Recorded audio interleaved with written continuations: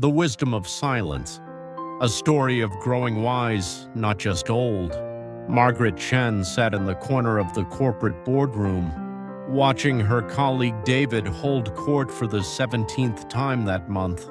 At 42, he spoke like a desperate university student, dropping names, citing credentials, ensuring everyone knew about his Oxford degree, and the legendary Pemberton deal of 2009. Across from Margaret sat Eleanor Watts, 70 years old, serene and unreadable. She had spoken perhaps 3 sentences, all meeting, each one quietly devastating in its precision. After the meeting, Margaret found Eleanor in the hallway. "How do you stay so calm when people like David dominate every conversation?" Eleanor smiled. "My dear, David needs the room to know his worth. I already know mine. Real adulthood isn't measured in years or achievements, it's measured in the space between impulse and action. The young rush to fill every silence. The wise understand that silence itself is a language." That night, Margaret opened her journal and wrote, "Today I learned that growing old is inevitable, but growing up is a choice. True adults don't announce their presence, they inhabit it." But wisdom, Margaret would discover, required more than silence. It required tending to oneself first.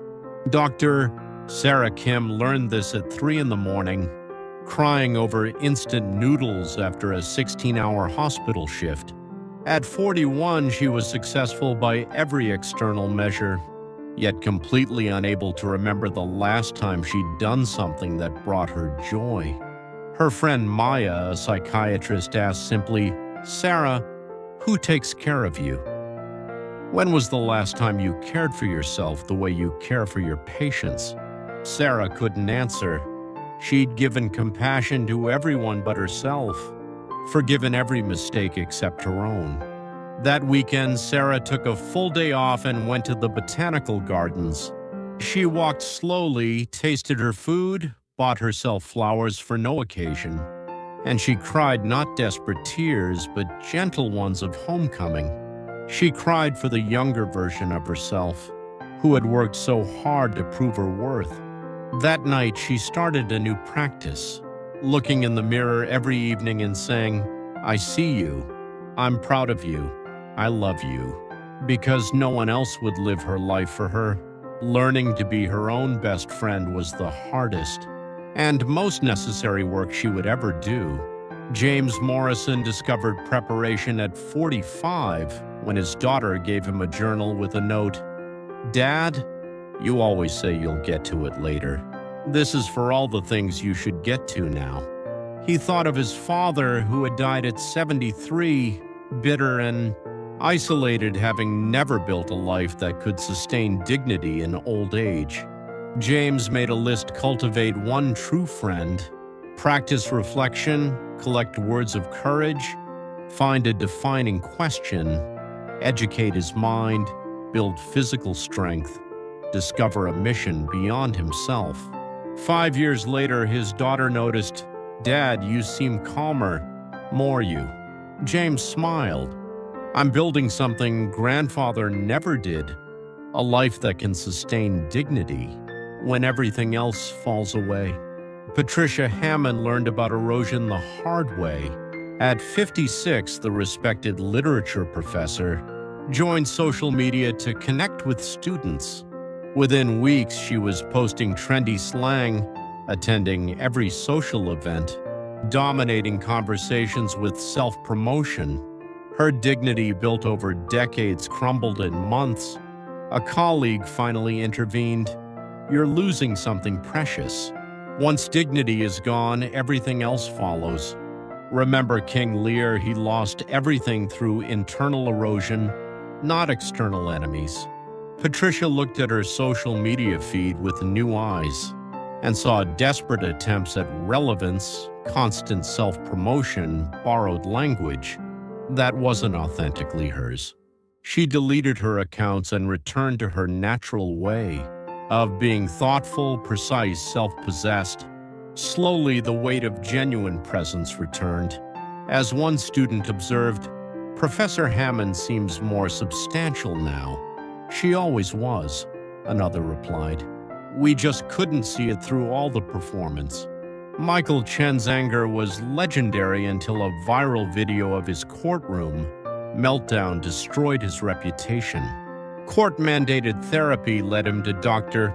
Tanaka, who told him, "Anger is a prison you've built. You think you're punishing others, but you only punish yourself. Anger always belongs to the person who expresses it." She shared a Zen story about a master who, when berated by a drunk, asked, "If someone offers you a gift and you don't accept it, to whom does the gift belong?" Michael learned what he'd never been taught. Emotional regulation wasn't weakness, but ultimate strength. He practiced the sacred pause, that space between stimulus and response where freedom lives. His daughter eventually said something that made him cry. "Dad, you've become someone I want to know, not just someone I'm related to." Elena Rodriguez gathered her 7 grandchildren on her 80th birthday and shared the rules that had saved her life. Don't show everything you have. Don't say everything you know. Don't lend everything you own. Don't believe everything you hear. Don't stake everything on one outcome. Remember these truths. Growing old happens whether you want it or not, she told them. But growing wise? That's a choice you make every single day. The wise life isn't about having everything. It's about needing very little because you've learned what truly matters. Jennifer Walsh faced her worst fear at 54 completely alone for the first time in 30 years. She filled the silence with frantic activity until her body forced her to stop. A therapist suggested a radical experiment one weekend, completely alone. In a mountain cabin, Jennifer's first night was torture. But Saturday morning, something unexpected happened. In the silence, a self emerged beneath all her roles, not thoughts exactly, but a presence. By Sunday, she was talking to herself gently, "You're okay. You've been through so much and you're still here." Looking in the mirror, she said, "I love you," and burst into tears of recognition like finding a lost friend. "I spent 30 years afraid of being alone because I thought it meant being lonely," she wrote. But loneliness is feeling isolated in a crowd. Solitude is communion with yourself. Thomas Brennan thought he was cultured until dinner with his girlfriend's family revealed otherwise. He dominated conversations, interrupted others, and needed to win every disagreement. Laura's mother, Dr. Chen, later taught him the minimum requirements for cultured interaction.